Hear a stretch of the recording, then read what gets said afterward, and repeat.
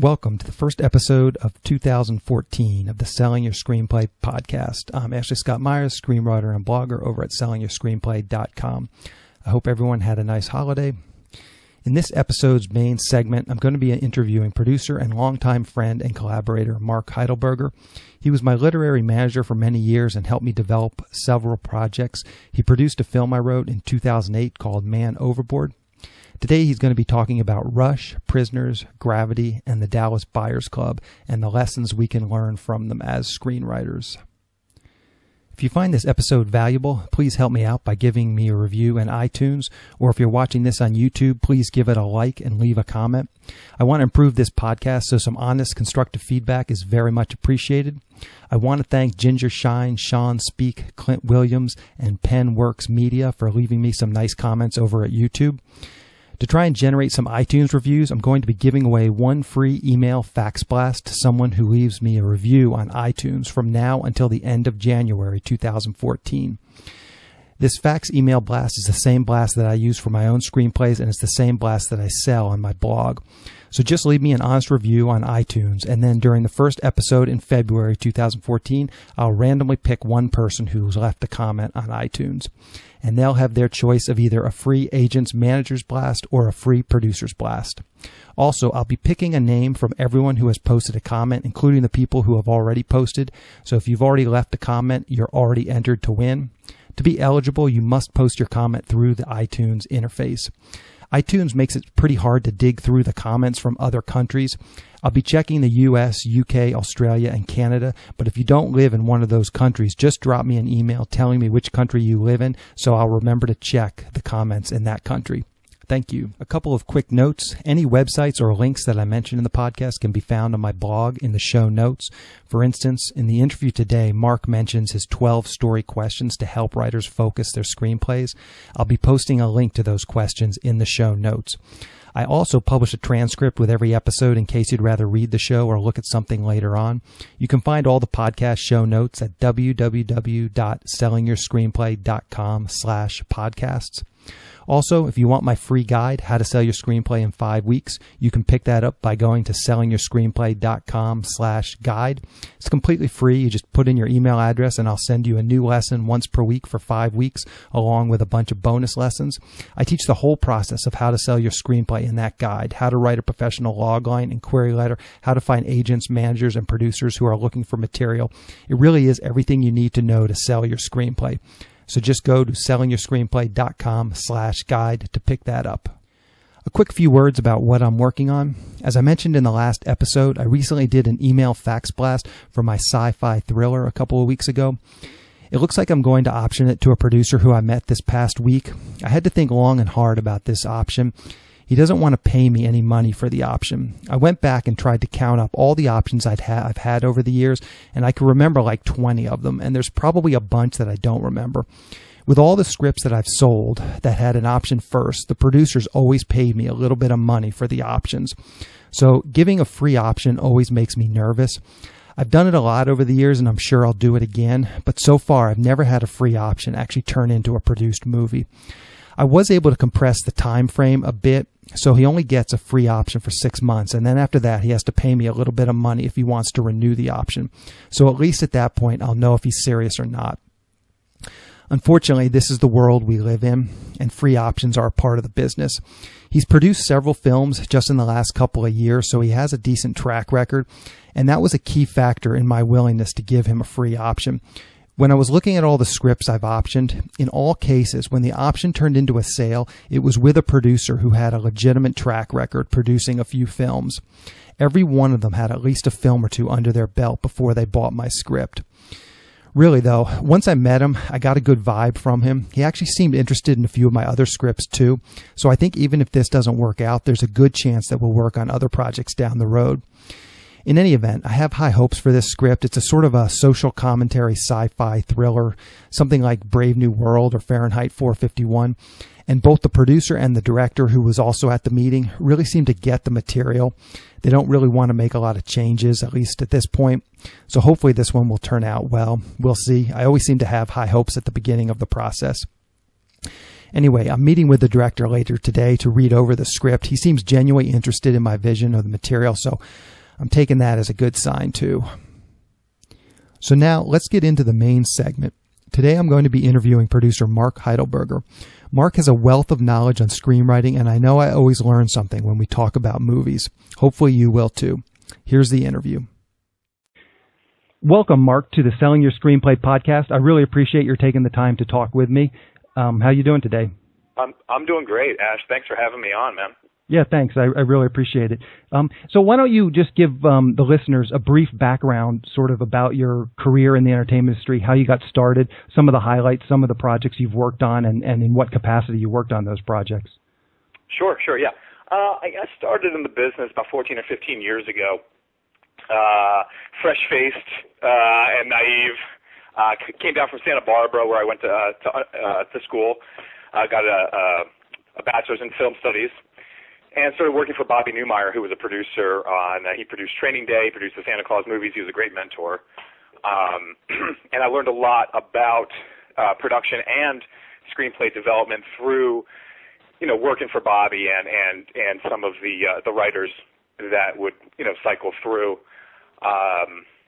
And at the same time I was working for Bobby, I was also kind of hit the streets and was doing my own thing, trying to raise money to shoot music videos and, kind of low budget stuff like that, running around Sunset Boulevard with my former producing partner, just hitting up bands who might need some music videos or something done.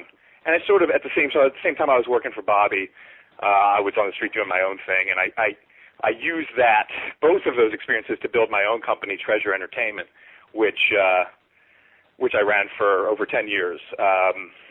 At that same time, I also earned a master's degree in producing from UCLA, had a great screenplay development professor at UCLA, Jodie Foster's producing partner, Meg LaFoe, who was just extraordinary. So that I was doing that concurrently while I was building my company, Treasure Entertainment. And Treasure really focused on production and development. We also managed writers and directors. I personally managed them for about 8 years. And this took me till about 2011.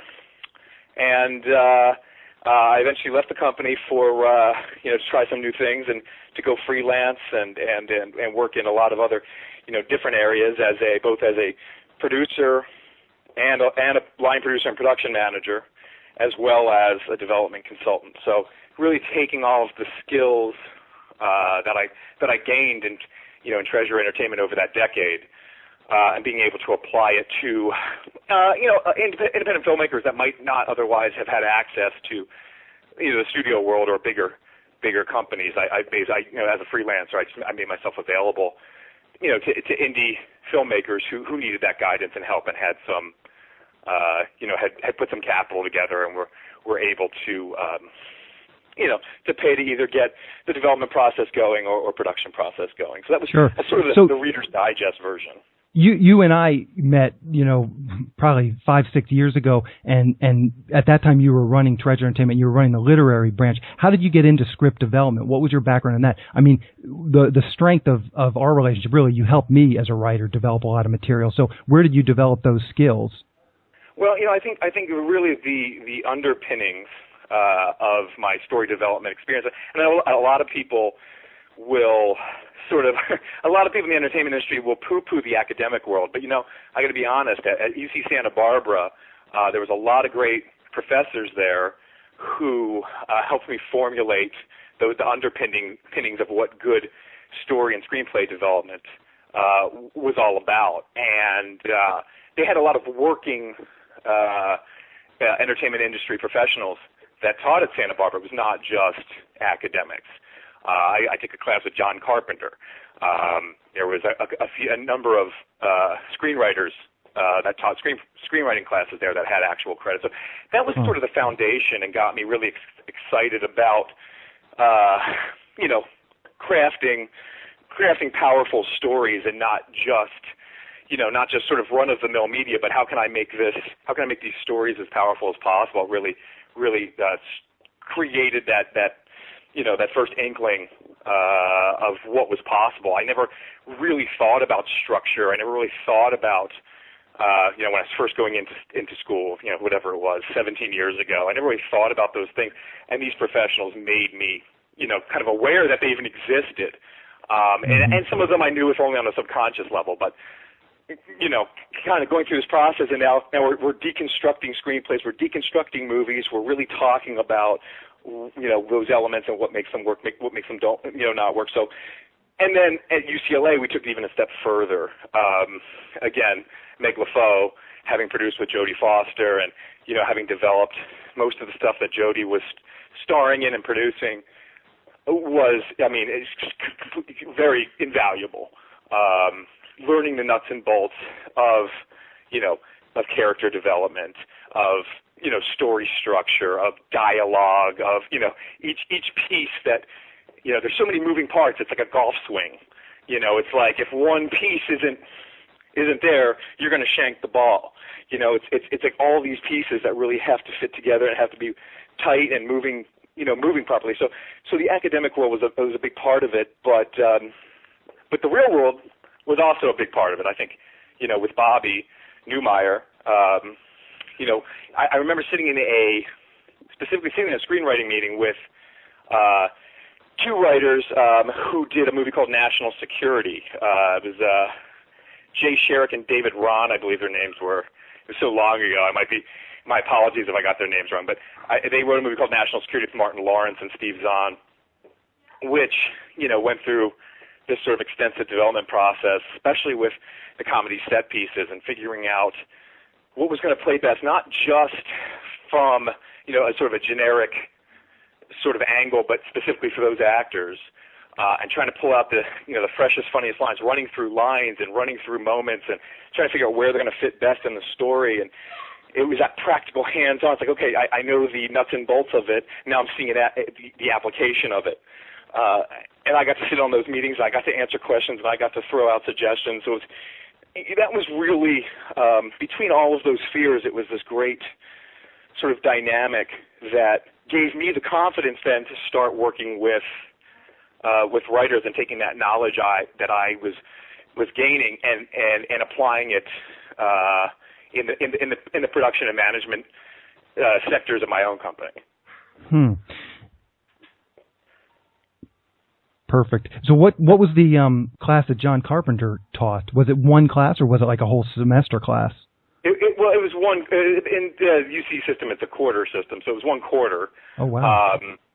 And yeah, he was deconstructing films and, not necessarily his films, but sort of deconstructing films and talking about the processes and what makes them work, what makes them not work. This was so long ago, I can't remember the actual movies we discussed, but I do remember thinking how valuable it was to learn about, the art of storytelling from one of the great niche genre masters. This guy understood his niche and his genre, which is something that I think maybe, not enough independent filmmakers think about when they're crafting movies. They have a story they want to tell, but you have to think about your audience. You have to think about the genre, and you have to think about how you're going to market it, how you're going to put butts in seats. A lot of people say, well, let the producers figure that out. But the problem is, as a writer, is if you're not thinking about that, the producers that look at it are going to say, well,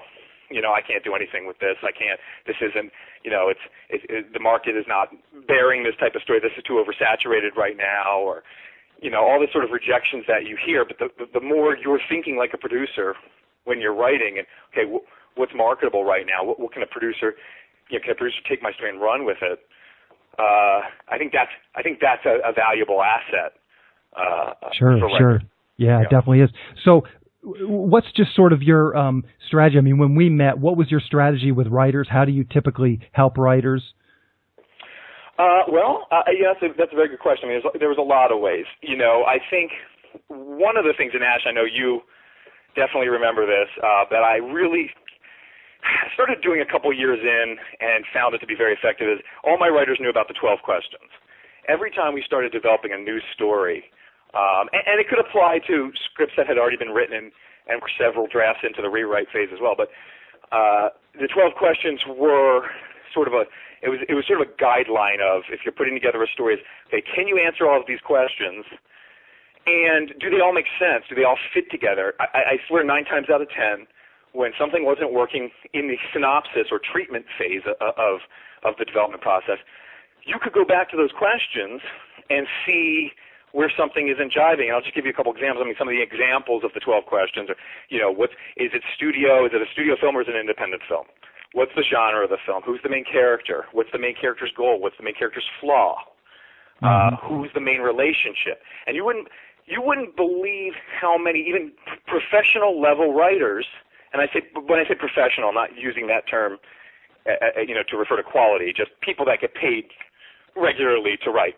And those kind of writers that still, in those early phases would miss something that might seem obvious, but it's, once you get sort of caught up in the story, sometimes you miss some of those, you miss those nuts and bolts, that make the script work. So, for example, I'll kind of give more of a obvious example, but, question would be, who's your main character? Well, Jim is my main character. What's Jim's goal? Jim's goal is to get the banana. Okay. Who's the antagonist? Tom is the antagonist. Okay, so Jim's the protagonist. He wants to get the banana. Tom's the antagonist. What's Tom's goal? Tom's goal is to get the orange. And then we look at this and we say, okay, that's also the main relationship, Jim and Tom. That's what's supposed to be driving the story forward. We're looking at this synopsis and we're saying, well, why is there no conflict? Why isn't the story driving forward? Why, what's the issue? What's the issue we're having with the narrative? Why isn't it interesting? Why isn't there this cause and effect from scene to scene? Why isn't every scene an arrow into the next scene like it should be? And then you look at that and you go, wait a second. So it's so obvious looking at the answer to the questions is Jim and Tom are in different movies. Jim's trying to get a banana, Tom's trying to get an orange. If we want conflict, Tom's goal better be to stop Jim from getting that banana. And that's sort of an oversimplified way to explain it, but those, using the 12 questions, a lot of those fundamental problems in the blueprint stage could get ironed out so that once we actually started getting to the script stage, we could focus on now the details. That's like the foundation is solid. Now we can focus on details, like pacing and the dialogue and writing clever action blocks and making it sound good and, naming characters and, fun details and things because those fundamental underpinnings were solid. Yeah. No, I remember the 12 questions. I still use them. And if you wouldn't mind, maybe we'll share those with the listeners. We can post those on the actual blog post that goes with this podcast because those are invaluable. And if you can't answer those 12 questions, as you say, there's almost certainly some sort of fundamental problems with the script. Absolutely. No, feel free, please. So, okay, well, you had mentioned before that maybe you had done a couple, just had some thoughts on some recent films and, what writers could learn from those films. Yeah, and there's, just being award season right now, you have a lot of great films that are out in the marketplace and a lot of great writers and producers and directors that have created those. And by no means am I intending to poo-poo any of them? Because I think all of them have their positives. But there's always, there's always also there's always some areas where just because it's a critical darling doesn't mean that there's no criticism that can be levied upon it. But I think, in the case of a lot of these films coming out, it seems like they're just getting stronger and stronger year after year. And I think we can also use them as a lesson of, wow, this is how to do some of these things right. So, for example, a couple of films I've seen recently, Prisoners, which I thought was, being from the East Coast where they shot it, it looked so real to me. They set up a very believable world. And I think one thing that writers often have to try to balance is setting up that believability but also making it dramatic. And a lot of times you take so much dramatic license that you lose that believability. So finding that kind of balance, especially with Prisoners, what was great was, that they were able to escalate the tension and always reveal some new layers and, some new layer of tension and drama while keeping that believable world. The main characters were so well developed in that film because the writers made sure that they crafted each character in a very unique. There's 4 parents, and they're dealing with the loss. Their children were kidnapped, and each of those parents deal with that loss in a very different way. And I think that really took. I mean, I think a lot of writers don't even realize that a lot of their characters often sound the same. The voice sounds the same, and having an outside person to be able to pay attention to that in the development process, say, well, how can we make maybe each of these characters' voices unique, through their actions, through their dialogue. Voice doesn't just mean dialogue. It's also through their actions and their interactions with other characters. It had a very smart twist as well, and I think that's, that's something that writers often struggle with, especially in the thriller genre, is trying to come up with how to create that twist. And you have to plant, the red herring. You have to plant those clues to lead you away. That's one part of it, to lead you away from the truth. But the other part is planting clues that also, when looked at later, after the ending has been revealed, you go, see, those clues actually told the truth. Were there all along. They're just hidden among the more obvious clues, taking you in the wrong direction. So things that I thought the film was a little bit long. Like, I think it could have been trimmed a little bit. And I think there's a few places where maybe the film strayed from its tone, with some car chasing stuff where, I think that's something that writers always want to be aware of is, am I keeping the tone of the piece, or is it suddenly devolving into a slightly different movie? But overall, I mean, those elements, those typical thriller elements that you see, the writer and the producers did exceptionally well. Another movie I absolutely just loved. I mean, a lot of movies at award season, I watch them once. Yeah, okay, they were really good, but I'll never watch it again. One movie I loved, I could probably just watch over and over, is Rush. And I mean, the world of 1970s Formula One racing, right off the bat, like, okay, wow, that's a really cool, interesting world. I think a lot of the films coming out now, the writers were able to craft a very interesting world. They were able to show us something that we haven't seen before. Gravity is another example. My issue with Gravity was that I didn't think the characters were developed well enough, and all the people that love Gravity might be up in arms about that. But I mean, it was beautiful to watch. It was an amazing, unique story, something unlike we've never seen. And they really played on, I think they really played on our fears of hopelessness and isolation, which, again, too, when you're coming up with a theme, you want to try to think about things that maybe haven't been tapped into a lot. I think, the way they presented the themes of hopelessness and isolation and Gravity were amazing. I would have liked to see a little bit more character development on the Bullock and Clooney characters, especially the Clooney character had even less. And I think that could have made it even stronger. I think a lot of people just get captivated with the images and remember that. The thing that I have not seen Rush or Prisoners, but the thing about Gravity to me was they just kept. I mean, there was some sort of lulls where there were some low points, some slow points, but I mean, it was just like a roller coaster ride. And it's a great movie to watch as a writer about just keeping the tension, rising tension, giving a little bit of a break, rising more tension, giving a break. I mean, for the 90 minutes, you're just totally and thoroughly captivated. And I agree with your basic assessment that maybe the character development wasn't there, but man, was it a ride. It was a great ride, yeah, and that's why I say by no means am I poo-pooing what the filmmakers did. If I'm being critical, I'm isolating just a few key, because it's like the Danny DeVito line. I guess Danny DeVito gets attributed to it, for saying it, but films are never finished; they're only abandoned. Yeah. So there's always some piece that you can keep working on or what have you, and I agree. I mean, I was on the edge of my seat the entire time. So a lot of times, which is a good lesson as well, sometimes if something's done really well, it can make up for some shortcomings. I think part of what a lot of new writers have to understand, though, and I think this leads to a really good point, is just because an established writer can do something that sort of breaks the rules doesn't mean a new writer should do it. I learned this lesson actually when I was it was an English class that I was taking when I was an undergrad, and I remember writing it was some sort of long thesis paper or something, And I used all sort of creative linguistics and things. And I remember the professor docked me points for it. And I said, why are you docking me points for this? I said, it's really creative. Vonnegut writes the same way, or whoever. I referenced somebody. And I will just say Vonnegut. And and the professor said, well, Vonnegut can do it. You can't. Meaning, Vonnegut showed he knows the rules first. Mm-hmm. He's established himself. So when he breaks the rules, people know he's intentionally breaking the rules because he's set a baseline. Mm-hmm.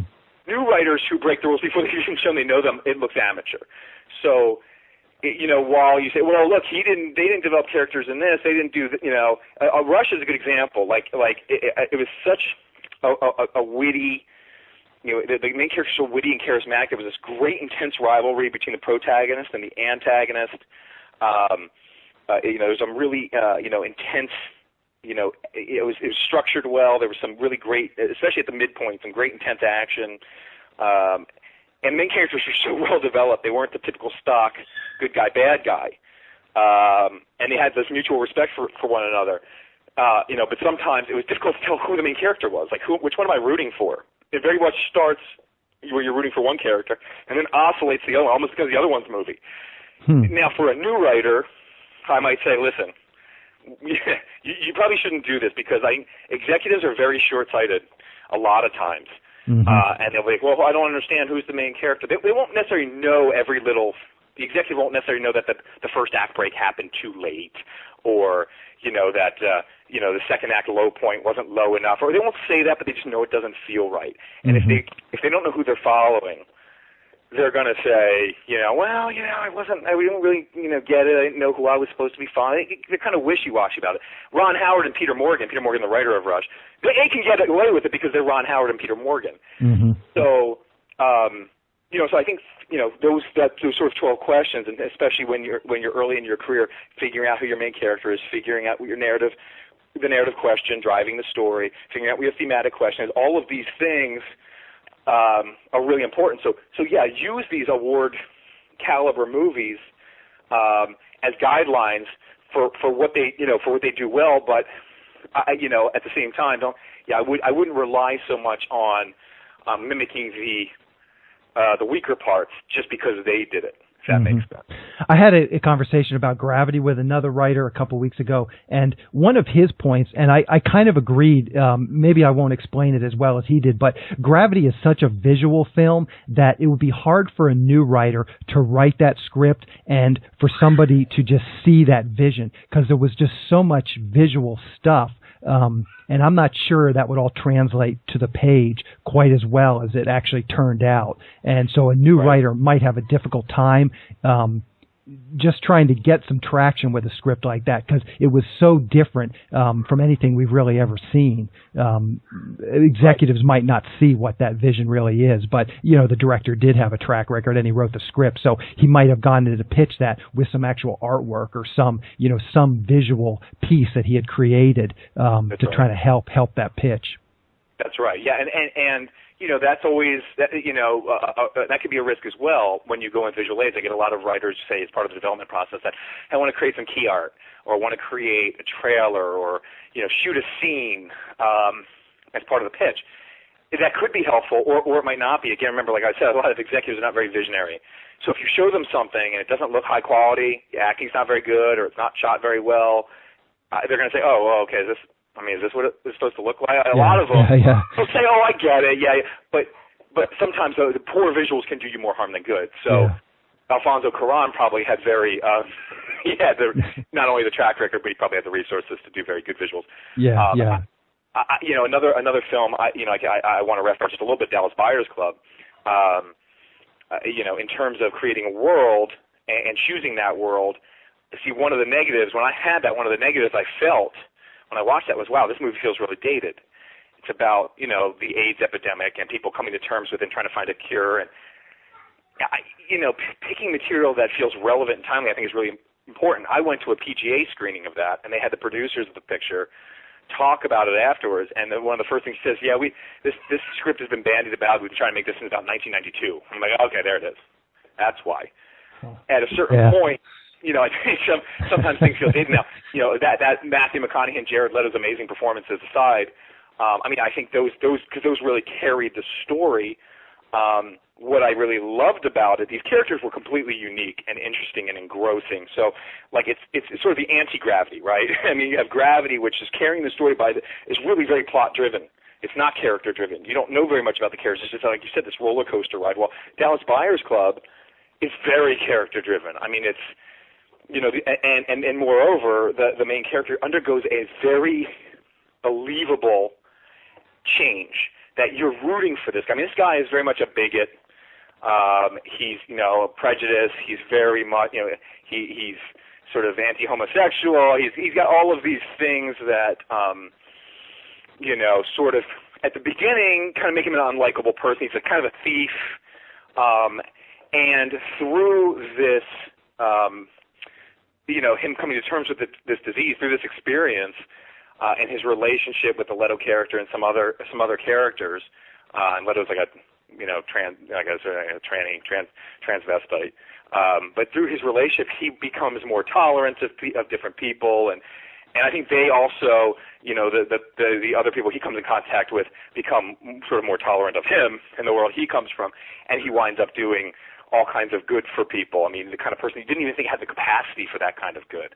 Mm-hmm. And I love stories like that. I think executives love stories like that, mm-hmm. where the character goes through this palpable change that you can really feel for, you know, for the better. It's that idealism that we want to see. You know, This is like making the world a better place. So I'll be curious to see how the movie sort of it runs its course with audiences, because I think what you're saying is a good point, and I'll be curious to see if that subject matter resonates. I mean, Tom Hanks basically did that movie and won an Oscar for it back in 1994 or 95. So right. With Philadelphia. So it's So it's I'll be curious to see how the numbers, the box office numbers, turn out, and even the critical acclaim turns out, because you're right, it is, the subject matter is so dated. Right. Yeah. So I just, you know, caution writers on that is you know, especially when you're starting out, try to, you know, if you can find something timely, and I'm not even saying this is a good. I want to just differentiate. I'm not even saying if you're doing like a period piece, that story has to be present day, but the themes, the message, you know, what are the elements driving the story? Like I said, Rush takes place in 1976, but it didn't feel dated to me. So I think, you know, sometimes the subject matter can feel dated if, you know, if the themes are dated and you know, the message, that sort of thing. So I just wanted to make that differentiation. Mm-hmm. I think as a writer you want to come up with storylines that in some way speak to people today. Mm-hmm. I mean, just on a practical matter, too, you just mentioned two sort of period pieces, and I get a lot of new writers emailing me, and they'll have, you know, a Civil War epic or something, and as a rule, I don't even recommend a new writer try a period piece, because that in and of itself is a whole nother ball of wax. It's difficult to find funding for those types of movies. It's so difficult. It really is. It's not just a challenge either for newbies. It's a challenge even for established producers. There's And a lot of that just speaks to, again, going back to one of the 12 questions, who's your audience? You know, there's a difference between, you know, a big epic Ron Howard, Tom Cruise period piece, which can draw people in because of star power, and somebody who's, you know, the chances of you getting your script made on that level is so, you know, slim. There's not the same audience for that kind of thing. On a smaller level, let alone the sort of investors willing to put in the budget to make that realistic. So I agree with you. I usually try to get writers to focus on niche genre pictures, at least when they're starting their career, meaning thriller, horror, action, broad comedy, romantic comedy. Sometimes it's like a very teen comedy, you know, very identifiable target market, and moreover, pictures that are getting made on the indie level. Yeah, sure. So just as we wrap things up, maybe just you have a couple of just random tips or that, you know, writers can kind of take away from this session. Things, I mean, you've read a ton of scripts in your life, and maybe there's just a tip or two that you can leave our audience with. Well, I mean, you know, first I want to say, after all of this, you know, I do agree with the write what you know school. Mm-hmm. The problem is I think a lot of writers don't really know much. Unfortunately, outside of their you know, sort of their enclave, they don't have a lot. They write writing what you know is, well, okay, I've watched a bunch of movies, and they write movies that are just derivative of other movies. Mm-hmm. But if you've had some real experiences, like a buddy of mine, Dave Ayer, he wrote Training Day, and he wrote Fast and the Furious, he wrote SWAT, he wrote U-571. He was in the Navy. Mm-hmm. He grew up in East L.A. as a white guy, where he was like 3% white, 97% Hispanic or other. And he used those experiences, they were unique experiences, to craft his stories. So, I say tap into that. What you know outside of movie making. What else do you know? Years ago, this was more than a decade ago, I actually went to the Newport Beach Film Festival, and I just went down there one Saturday morning, and I stayed the whole day and watched films, and I think I ended up watching 5 films that day, and literally 4 out of the 5 films were about the entertainment. The entertainment industry was somehow the main plot of those films, and I left there thinking I just can never make a film that is involved in the entertainment industry, because it is just so derivative. It is, and Hollywood hates movies about Hollywood. They really do, and for good reason. With good reason, because most of them are god awful. I would also, say, I know it's your baby. It's especially in the early stages. Sometimes it's hard to be collaborative, but when you work with a really good development person, somebody who's been doing it for a while, I think. The hallmarks of a good relationship between a development person and a writer is trust and being able to communicate in a way between the two people, especially from the development person to the writer, that we're in this together, that we want this to be a win-win, that we want to get this made, so that, as a writer, learning to try, not just anybody, but finding a good person that you can tell is on their game and knows their stuff, that you're willing to let go a little bit and trust them, because that development person, they want to create a win-win situation. Mm-hmm. And get your picture made, even if it's not the iteration you have, the draft you have. It's going to go through many, many drafts before it ever gets made. It's going to be read by thousands of people before it ever gets made. So just, I think, learning to sometimes to let go and trust others, I think, is a big part of becoming a mature and professional writer. Sure. I just, to take a step back, how would you recommend a writer find a development person that is willing to work with a newer writer? Well, I think there are plenty of resources online. I think your site is a great one. I mean, I know you also have several other guys that you featured on there that have different strengths and talents. I think there are other websites out there. I think word of mouth. I mean, if you're spending any significant time in Los Angeles, this town's like a college campus. Not even a small town; it's a college campus. Like, hey, that guy, you know him? Yeah, I just ran into him on the way to English class. Like, yes, I mean, it feels like it's that small. Uh-huh. That through word of mouth, there's writer groups out there, that you can join, where I think, some of those writers have experience in development, or they might know somebody. Mm-hmm. So yeah, I mean, this is really a relationship business, but I think that those are, kind of a lot of the typical methods that people go about finding somebody. Sure. Okay, well, I appreciate your time, Mark. We'll go ahead and wrap it up. I really appreciate your coming on, and I know I learned something, so thanks a lot. No problem. Thanks for having me. I always enjoy talking about films with Mark because he's got such a good understanding of how stories work, and he's also got that practical producer insight. Mark has graciously agreed to review screenplays for listeners and readers of Selling Your Screenplay. He gives great notes, and he still continues to help me with my screenplays. To learn more about this service, just go to www.sellingyourscreenplay.com/consultants. In this episode's Writing Words section, I want to build a bit on some of the things that Mark talked about and some of the things that I took away from my meeting with the producer this past week. I have 2 daughters, and they got a lot of Christmas presents, so I spent quite a bit of time on Christmas opening these toys and getting them out of the packaging. My 3-year-old daughter got this Buzz Lightyear toy, and it literally took me like 10 minutes to get it out of the box. It had all these twist ties holding it in the package. And what I noticed is that the twist ties went through little loops on the actual toy, and it appeared that the only purpose of the loops was for the twist ties to hold the toy in the package. So it occurred to me that the design of the packaging is actually a part of the design of the toy, and vice versa. Packaging is considered when designing the toy. This is what I preach with screenwriting. It's not just about coming up with a cool or interesting idea. So often you hear successful screenwriters give the advice, write what you're most passionate about. But I'm not so sure that's sound advice. My guess is that these successful screenwriters wrote what they were most passionate about without considering much else, and it worked out for them. So that's why they're giving this advice. First, my guess is that most of these writers have a much more intuitive feel for what's marketable than they realize. But secondly, it's easy for the person who's holding the winning lottery ticket to look back and think they somehow contributed to their own success. It may or may not be true. I haven't seen the Dallas Buyers Club, but it sounds like it was a great script. But listen to what Mark said about it. It feels very dated. And so that might not be a great spec script for a new writer to write.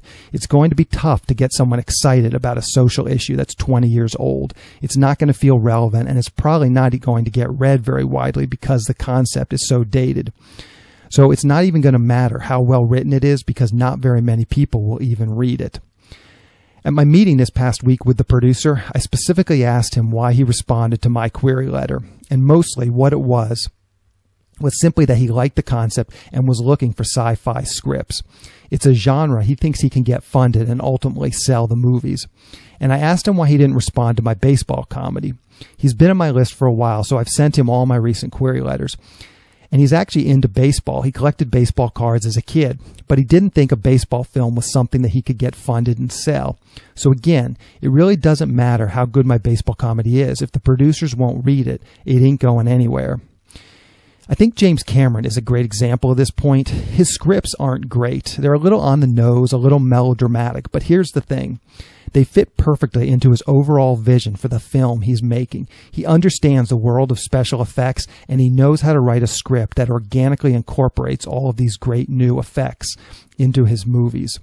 The screenplays end up being just one small piece in a very complex, sophisticated puzzle, which end up creating these massively successful movies. Here's one thing that I would like to make clear. So much screenwriting advice that's out there is for beginners. This advice I'm giving is not for beginners. If you're a beginner, by all means, just write what you're most passionate about. It's probably not going to sell anyways. And the most important thing you can do when you're just starting out is to just write. Write often and write a lot. Get a bunch of scripts under your belt. The first script I sold and optioned, Dish Dogs, was actually the 9th screenplay that I wrote, so it can take some time. You just got to get these first screenplays out and on paper and just learn as much as you can from the writing process. But if you're someone who's written a bunch of scripts and has never sold or optioned anything, I would really urge you to take a hard look at your concepts, and before you begin writing another script, really try and place the concept in a much broader context. Who are you going to sell this screenplay to? Do you have any real way of connecting with those people? Is there a market for this story? Just like those little loops were manufactured into the toy specifically for the packaging, so too should the marketing of your screenplay be organically woven into the story and concept. The first class I did through the SYS Select program covers this exact topic, and it's available for replay through SYS Select. So if you need help, that's a potential resource. But really, the most important thing you can do is try and talk with producers and really understand what they're looking for and why they're looking for these types of scripts that they want. And then try and navigate your own writing accordingly. So that's it for the first episode of 2014. Hopefully this year will be the best year of your writing career. I wish everyone good luck. As always, thank you for listening.